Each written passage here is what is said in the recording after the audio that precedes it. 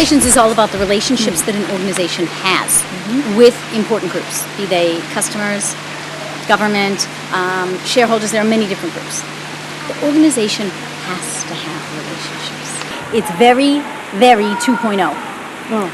By which I mean that media has become so interactive, and it has lost what used to be a very formulaic approach. You can have a conversation, and within seconds it can be on the internet, and that can then spur other conversations, and you can find that one sound you make bounces around the world.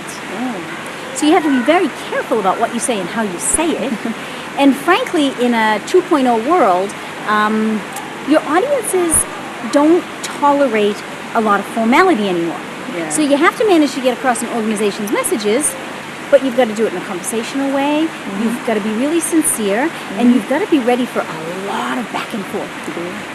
Everyone in the communications field recognizes that in a changing media environment, they have got to be the ones advising their senior executives on how to make the most of this.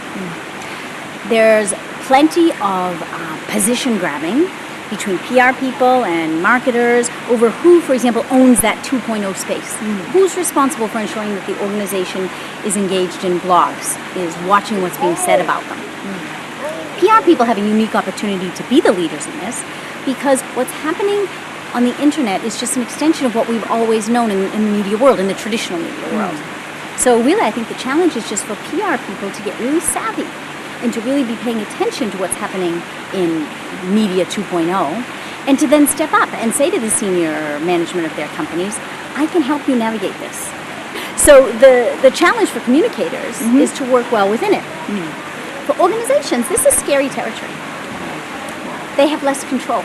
Maybe they have no control. The message can take on a life of its own. On the other hand, it challenges us as professionals to get better at what we do. Well, the way I would put it is this. Think about what you really love to do. And then find a way to do what you love to do, and also have it contribute to society and give you a worthwhile income, a living.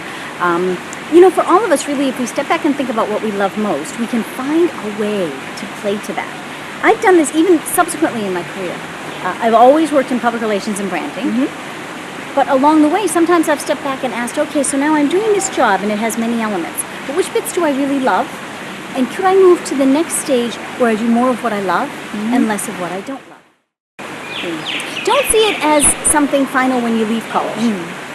Leaving university is just one step. I think the important thing is to keep doing what you love and what you're good at, and then the rest will just come to you. Because people will read you as so genuine because you're really playing from your own strength. They'll want to use those strengths that you're offering. If you've paid attention to how you hone those skills as well, then it will define itself. It really will. IPRS is the networking hub for communicators. What that means is that everyone in a professional capacity in Singapore has this group that they can turn to as their own peer group. And for PR people, this is really very valuable, because sometimes your role can be a lonely one.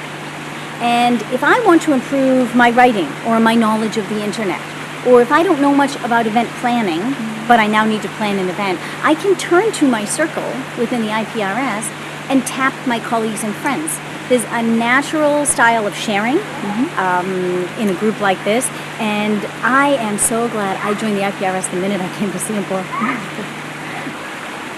For CNM, the Advisory Council is really the eyes and ears of the industry. So we are sharing with the folks at CNM what we're hearing, what we're seeing, what we're touching and feeling in the business all the time. And I think that's really helpful because we know how the rubber is hitting the road. You've got a lot of theory on communications. You have even some real leading writers and researchers that we can learn from. But on the other hand, we can tell you how it is being applied, what is working, what's connecting. It's quite a nice fit, I think.